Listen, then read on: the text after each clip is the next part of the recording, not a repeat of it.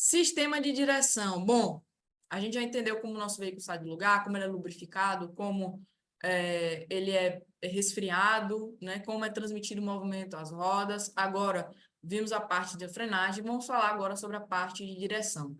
A parte da direção, pessoal, é responsável pelo que a gente chama de esterçamento das rodas, ou seja, movimentação das rodas, né? O que possibilita, né, as conversões, as mudanças de direção, certo? Os principais componentes são volante,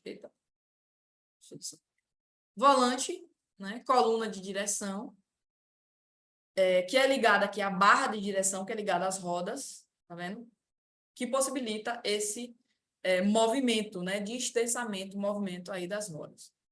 Aí temos também caixa de direção, né, que também faz parte aqui.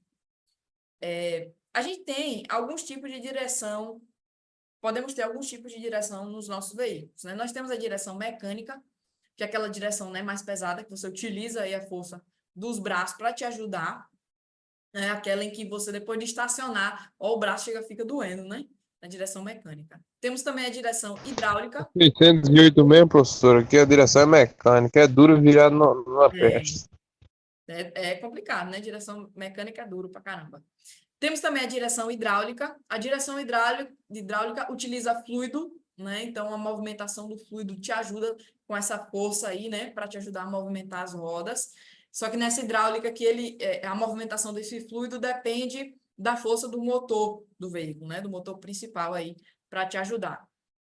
Temos a direção elétrica, é aquela em que utiliza uma espécie de motor elétrico, né? Para te ajudar na movimentação, não utiliza fluido. E temos a eletrohidráulica. Na eletrohidráulica, a gente tem um motor elétrico separado para ela, mas funciona a partir de movimentação de fluido que esse motor elétrico faz, certo?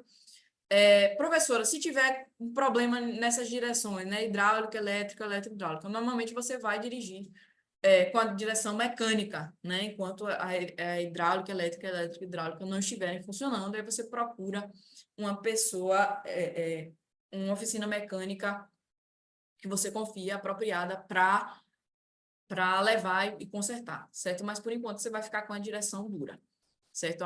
Como se fosse a direção mecânica. A gente tem que ter alguns cuidados com a direção aqui, pessoal, quando a gente percebe vibrações no volante, certo? Porque pode causar aí desgaste irregular nos pneus, né? Também, cuidado quando o veículo estiver desalinhado, né? Puxando para um dos lados, tá? Quando aparecer vibrações no volante, você deve fazer o balanceamento das rodas do seu veículo. E quando tiver, né, puxando para um dos lados, né, a direção, você tem que fazer um alinhamento, certo? Então, se tremer o volante, vibração no volante, faz balanceamento. Se puxou, né, para um dos lados, está desalinhado, você faz o alinhamento das rodas. Sistema de suspensão. O sistema de suspensão faz parte do sistema de segurança, junto com o sistema de freios, tá?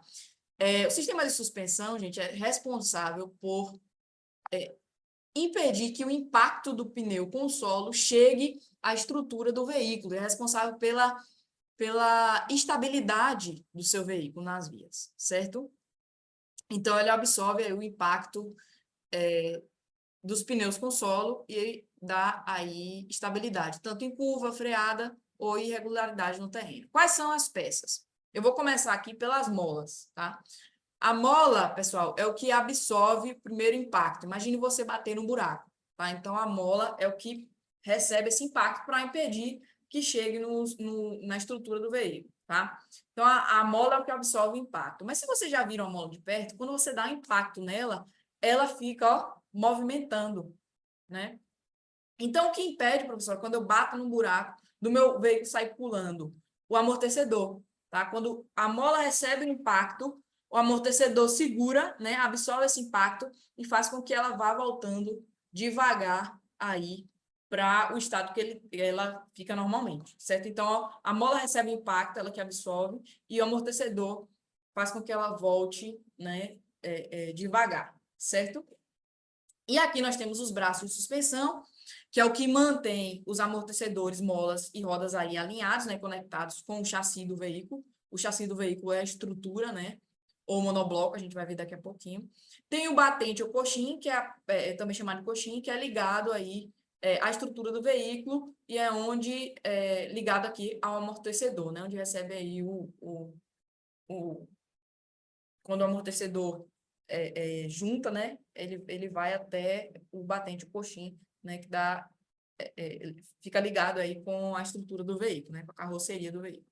Certo? Então, pessoal, como faz parte do sistema de segurança, esse sistema aqui, qualquer sinal de problema na suspensão do veículo, você precisa ter o máximo de cuidado possível, certo?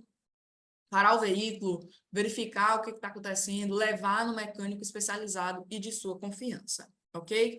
Cuidado na substituição de peças também, sempre substituir por peças originais e de acordo com as orientações do fabricante. Gleison falando alguma coisa? Foi nessa semana também eu troquei a suspensão do meu carro todinha, pô. Troquei que tava ruim demais. As duas suspensões da frente.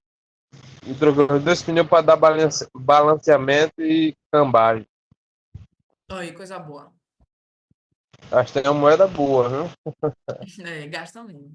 Mas você vai fazendo a manutenção, é melhor que não gasta depois, né? Com mais coisa e até com um acidente. Lembrando aqui, pessoal, ó, que o rebaixamento da suspensão é permitida desde que tenha autorização do Detran e siga aí o que diga a resolução 479 do CONTRAN, certo? Então, tem aí uma regra sobre suspensão. Vamos falar agora sobre sistema de rodagem. Se isso aqui fosse uma pessoa,